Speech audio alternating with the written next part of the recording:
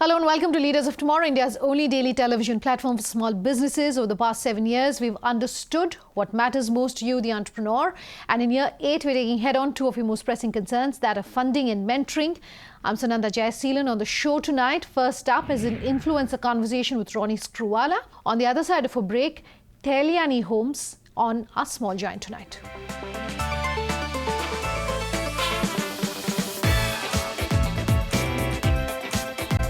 Our first interview tonight is with Ronnie Screwvala, where I spoke to him about his multiple investments, about his advice for small businesses, as well as what really the future is looking like when it comes to valuations in the country and what he really makes of it, as well as his passion for philanthropy. Take a listen. Ronnie, such a pleasure having you joining us Thank here you. on Nice the to Leaders be of Tomorrow. Nice Talking to entrepreneurs, and you are the quintessential entrepreneur. Given, of course, the so many businesses that you've been associated with here in the country. So I want to start by, talking first about your role as an entrepreneur.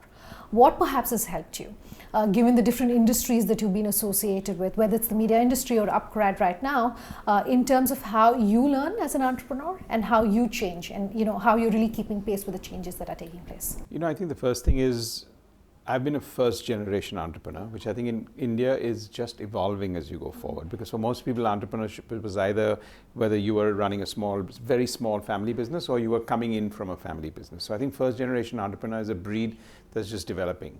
Back when I started that, I think I faced the wrath and the challenge of it, because it was an ecosystem where, I think today fear of failure, parental and family support, because it's still looked at, you couldn't get yourself a really good job, so now you started to have to work for yourself. That perception slowly is changing. And the third, when I started off, the context of venture capital investor, angel capital was just not there. Forget about debt. So today when I talk to entrepreneurs who feel it's almost their birthright, that the only way I can start a business is if I get funded, I think is flawed in the first place. So that's just the overall. But I think the ecosystem today is one where people are, I think it's also by choice, because if you're looking at the whole job environment, I think how we're going to solve our overall ecosystem problem is going to be with a lot more entrepreneurs. The difference between an entrepreneur as a professional or starting off something on his own, but really going in there to create a lot more jobs and looking at scale is, I think, they're going to be the differentiator. Let me take a step back, in fact, and talk about your personal philosophy as an entrepreneur. What drives you? I think drives me at different age groups. I mean, when I was 30, it drove me differently. When I'm 40, different. I think for me, I've always been a non-linear person. I think non-linear thinking for me has been at the core of it, which means you need to be disruptive, you need to be innovative, and you need to be a risk taker. The first premise to me of non-linear means the past is not that relevant. It's good data, but precedence is a word that I feel should go out of everybody's vocabulary, because we're constantly going to, but this is how it gets done. So you've got to constantly chuck away many parts of the past. That's number one. And two, are you taking enough risks? Because if you're taking these two, the combination is volatile. Okay. So for me, it's not about reinventing myself. And I think if I look at the sectors that I've been in, they're few and far between. But I think what one has done and been non-linear in our approach and been disruptive, market making, I think is what keeps me going. Okay, so if I was to pick up, on certain cues from your answer and say that these perhaps would be your top do's and don'ts for anyone who's watching this interview, given your own personal experience, a definite do would be a risk taker. Do you have anything else that you want to add to that? No, the other part I think is timing. Most people, when they're getting into entrepreneurship and they're starting off, they always partly make a deal with themselves that says, I'm going to give it a try. The number of people I meet, people say, yes, I'm going to give it a try and see. Now that in itself is a recipe for disaster, because that means you're actually timing success, meaning you're giving yourself 2 years to succeed, or then you'll step out, which means an implied failure. 99.99% you're going to fail, because you can't time success and you can't time failure. I do want to talk about the role of funding. You did mention, your role as a venture capitalist. Funding for an entrepreneur. How early perhaps is too early? Because a lot of people who speak to us say we want to be bootstrapped because we don't want to bring an investor on too early. Some others are of the view that you should raise funding before you feel the need for it. On what side of the argument are you? I think it's a means to an end. I think we make it into too much of a headline. That's the big flaw. So if you're starting to figure out how am I going to start the business, just get on and start the business. Understand your consumer, cut your coat according to your cloth and do that. If that's your benchmark for starting, you're in big trouble, because then your second and third round is even going to be much tougher. I think for people who are figuring out that I want to hold on and bootstrap, it's a good thought process, sure. But see what you're leaving off the table. If you're leaving off scaling, if you're leaving off large market opportunities in a world where everything is evolving at a breakneck speed, that may not be the most prudent. Sure. I think for people who are looking at that, if you're looking at it because you don't want interference, it's not that much of interference, because there's a fair amount of value add that can come in. I don't think investors see that they're the best to run companies, but they say no to entrepreneurs 999 times and yes to one entrepreneur, which means their ability to have understood the no environment gives them a lot to be able to bring in a certain sense of insight. So I think for entrepreneurs, it's a mixed bag. If you're good and ready, you should. I just think it should not be the gatekeeper of you starting your career. Okay. Speaking of gatekeepers, given the industries that you're associated with, I do want to talk about the role of the government. In the life of an entrepreneur, what perhaps should be the role of the government? The regulatory framework, etc., or should it be hands-off? Firstly, I think the government should be a catalyst. We can't put that kind of an onus in an entrepreneurial system into it. So I think the key part is to be an entrepreneurist, so to be a catalyst, to be an evangelist, and to make business easier as an environment to do. I think outside of that, the government should not be doing much, because creating an ecosystem is for the entrepreneurs. That's what you need to do. Market opportunities are created that way. I think in the last 4 or 5 years, what the government has done has been a phenomenal evangelist. The very fact that the Prime Minister has gone out there and spoken out and started up a Startup India program, it's not the end result, but it's the families that have opened up and says, wow, the Prime Minister of the country is saying my son or daughter would be good and proud if she started the company. That in itself has taken the mystique out of it in many ways. So to me, that's the three roles I see a government: catalyst, evangelist, and enabler in terms of making life simple. Before I talk about the Swadesh Foundation, I do want to talk about philanthropy in India today, the big picture. Report after report suggesting that the contributions from particularly high net worth individuals when it comes to causes has been dipping year on year. When you look at what is really happening when it comes to giving and giving back in India today, what are you seeing?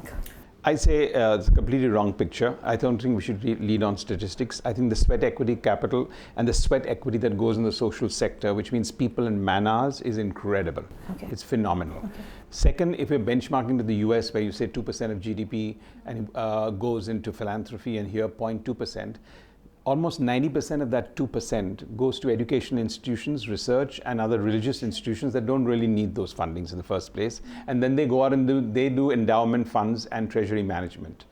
Here, almost everything you got goes into. So I think the combination of those two is very critical. The evolution of philanthropy and giving back is about as much giving your time and effort as it is the check. Okay. And I think my learning has been that if I had put out 100 rupees and if I wasn't involved, the impact of that would have been at 50 rupees. But because I'm fully involved, I believe the impact is at 150 rupees. Do talk to us about the Swadesh Foundation. So, I mean, for me and my wife, Zarina, I think the context was more that we were doing this from the very early stages in our life. So I think when I started up when it was 28, 29 with a small aspect, and I said 10% of whatever we do or whatever we gain will go into a not-for-profit.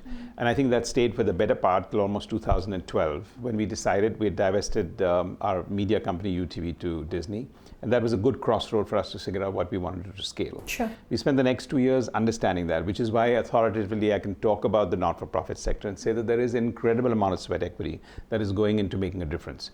What we did find is that the actual accountability, measurement, impact, and outcomes is not high on everyone's priority list. And what do I mean by that? The two aspects. One, people work in silos. I want to solve only education, or I only want to solve water, but they're all interconnected. And the second one is the impact change and having a permanent change. If somebody's working in a school for 20 years, my question was, but why are you working in it for 20 years? At the end of 4 or 5 years, you should have had enough impact to move out of it.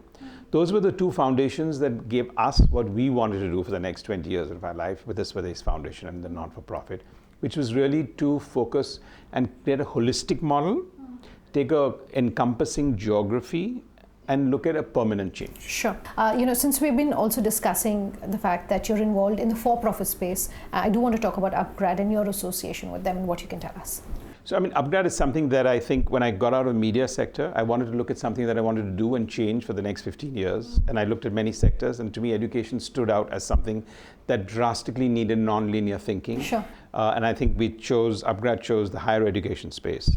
And I think what we're trying to do there, it's a massive opportunity. There's about 125 million people who should be in post-graduation. And I think most people, we don't have today we have to realize that there's an expiry date on our degree. I don't think we don't feel the culture to reinvest in ourselves in terms of learning. And I think therefore some of the expiry dates are real. There's a sense of urgency, and I think that's really what Upgrad's pursuit is, where we want to be a career partner for life for people, because as much as your university and your college is your memories of your career partner for that undergraduation, I think the next series has to be people who are going to be your lifelong partners. Sure. Ronnie, it's been a pleasure having you on the show. Thanks for your time. Thank you. Let's slip into a short break. We'll bring you Tahiliani Homes on the other side on our Small Giant segment tonight.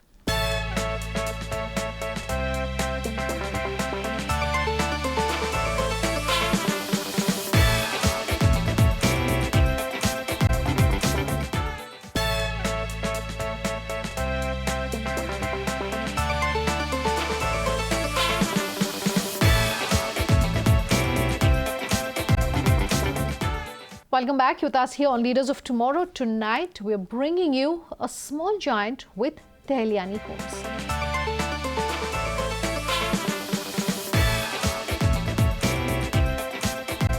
Our small giant tonight is with Tahiliani Homes, and Shreya Sarvedikari caught up with the company to understand how this company is an end-to-end architectural design firm providing services across the entire spectrum, what it means to be a part of a family-run business, and also what some of their future plans are. Take a listen.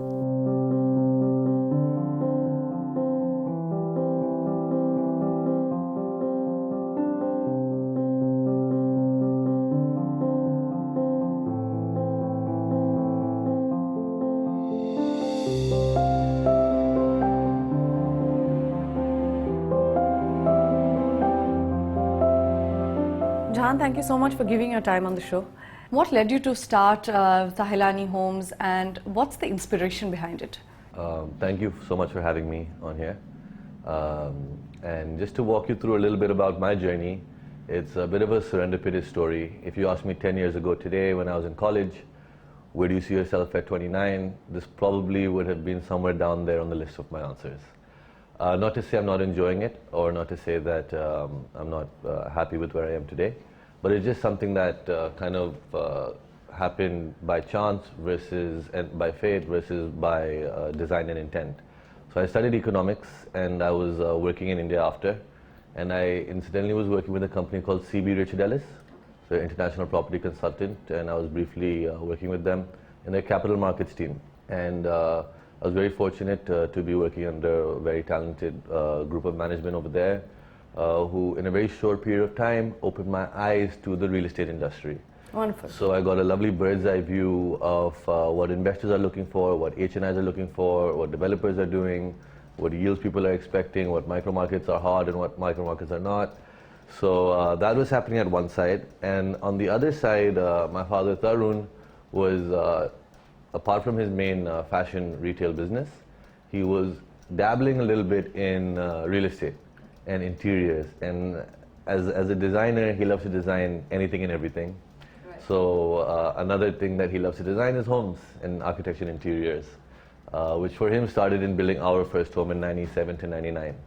So I was working in CBRE, and I saw what my father was doing on that side with his interiors and architecture, and I saw the scope for doing something under a branded, organized manner. And so I spoke to him, and I deliberated a little while, and then I decided to try and do something in that realm and take that leap of faith, and started that journey about 4.5, 5 years ago now, and touch wood, it's been going along very well.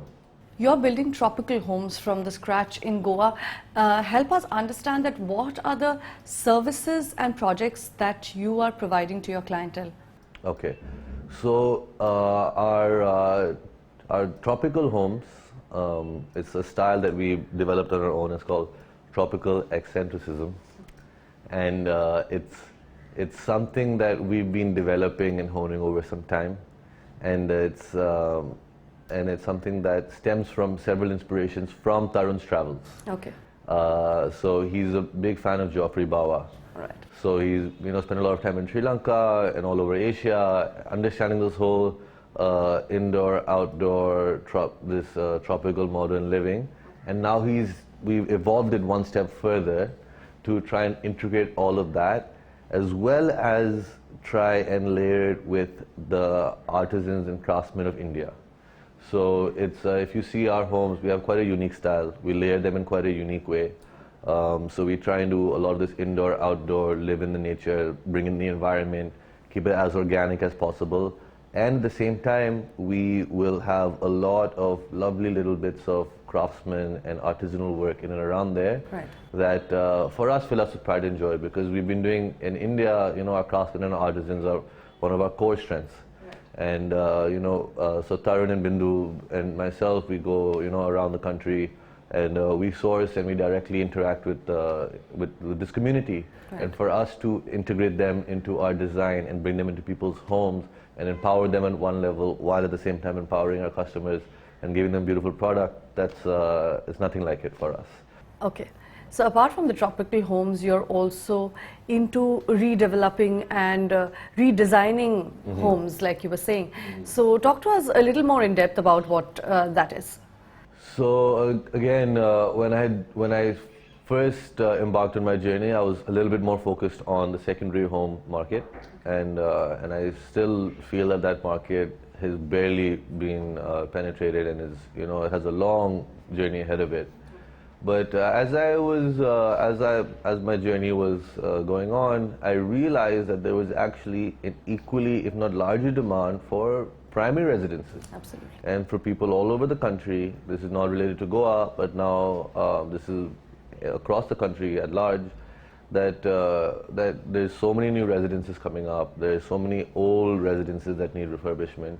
And there's a huge market out there for people who are looking to get their homes redone, be it interiors, be it architecture, be it both together. So I think the challenge that many people face is that when you're doing a job and you're working and you want to do something like this, it's the coordination of all these service providers is a lot. Sure.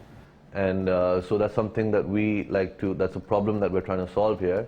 Is that typically if I'm working, if I was to try and do something on my own, if a customer trying to redo a home on their own, they would hire a designer, they would hire a contractor, they might hire a civil engineer, they might have to coordinate with a lighting consultant, with an acoustic consultant, with a security consultant, all of that.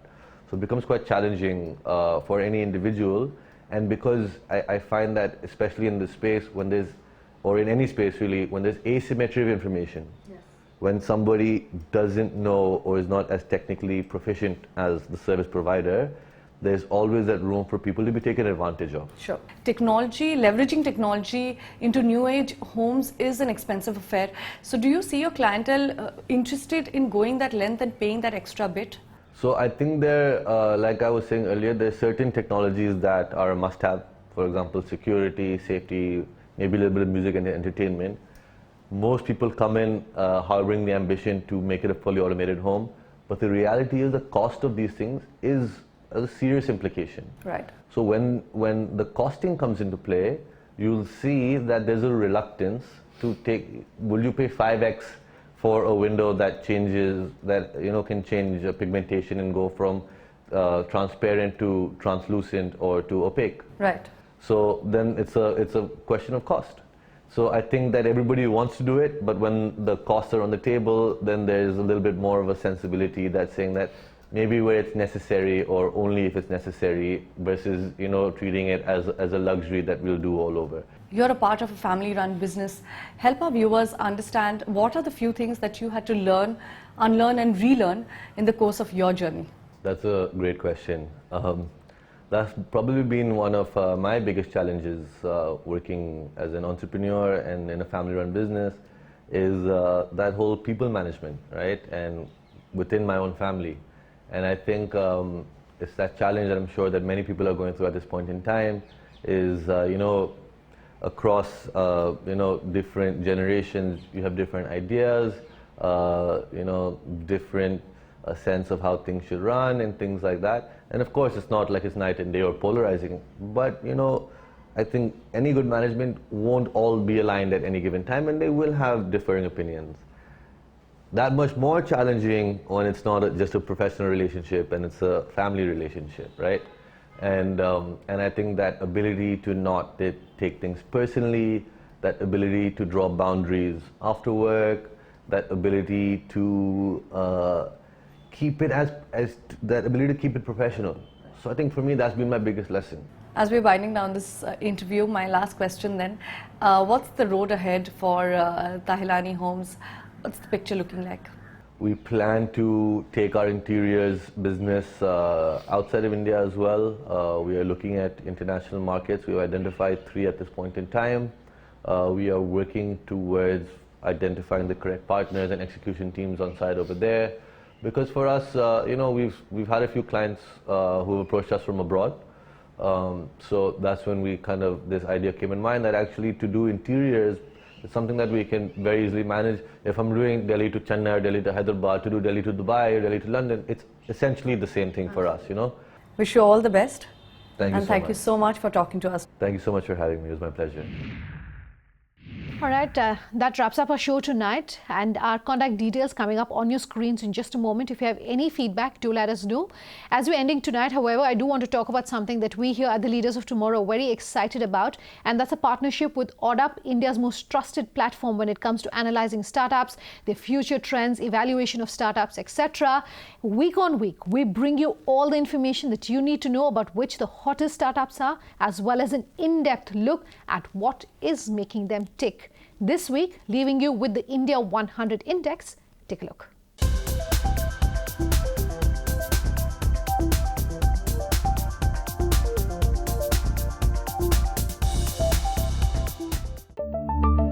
Here are the top 5 gainers of the past week. This data is plotted as of December 10, 2019. First on the list is Mumbai-based finance startup Mintifi showed an increased return of 49.38%. Also based in Mumbai, an education industry startup Topper is the second company on our list and showed an increased return of 4.02%. Food and beverage industry startup Bira 91 based in New Delhi showed an increased return of 3.89%. Let's now take a look at the last 2 startups on our list. First is New Delhi-based finance startup ClearTax, which showed an increased return of 2.82%. And finally, Bengaluru-based transportation industry startup Aether Energy showed an increased return of 0.07%. That's a wrap-up of our ODUP India 100 Index for this week. We will continue to bring you the most in-depth content on the startup space week after week, right here